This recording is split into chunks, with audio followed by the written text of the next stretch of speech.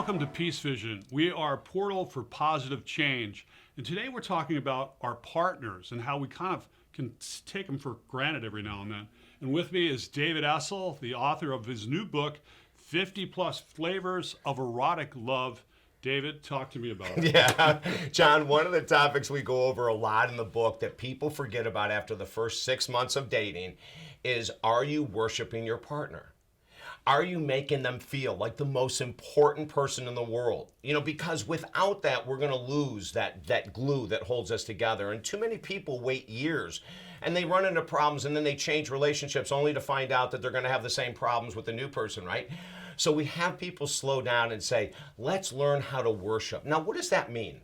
You know, worship means staring in your eyes of your partners, you're talking to them, complimenting them. Now, John, this is important, daily. You know, not on a Saturday night when you're going out for dinner saying right. how, but it's the day, that's worshiping, you know. In the book, we divide it into assertive partners and passive partners. Some people use the word dominant partners and submissive partners. The words don't really matter, right? But most of the time, the person that's more assertive expects their partner to do the worshiping. In the book, we're reversing it. We're making it equal, right? In the book, we're saying it's got to be equal. Right.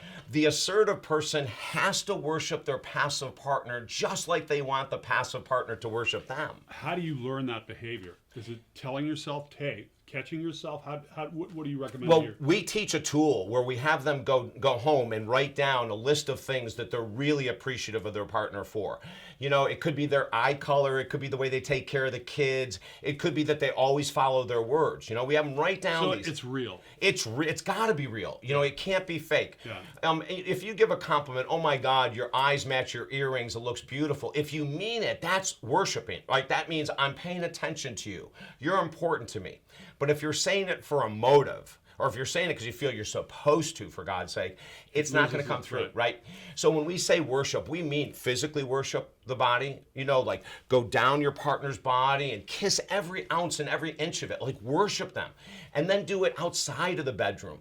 Send them a text during the day saying, I just want you to know how important you are in my life. That's worshiping.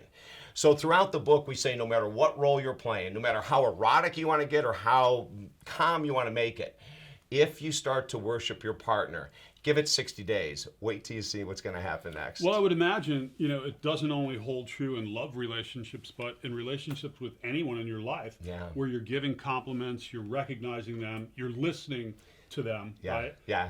Those are all ways that we can, you know, worship. And John, when people talk about communication as the key to a relationship, it is only if it's followed up with action. If you're just talking a good game, but you're not really showing your partner you worship them, then that's going to run thin very quickly. So you've got to worship them verbally, but then you have to make sure that you're following it through with action. You know, I had a woman the other day say after her husband worked with me, he's opening car doors for her. She said, David, he hasn't done that in 25 years. And she said, do you know how special that makes me feel? So, John, sometimes it's not this massive change you have to make in the bedroom. It's all these little changes that will also happen in the bedroom as well. Yeah, and the thing is, we have to think about it. We do. Right? We have to remind ourselves. That's right. And catch ourselves when we're not doing it. Absolutely. Right? David Essel, the new book is 50 Flavors of Erotic Love. And where can we get it, David? Everywhere, all over the bookstores, Amazon.com. If you have Prime, it'll come to you in a day. All right. Keep your love alive, everybody. Thanks, David, for being with us. You're welcome, John.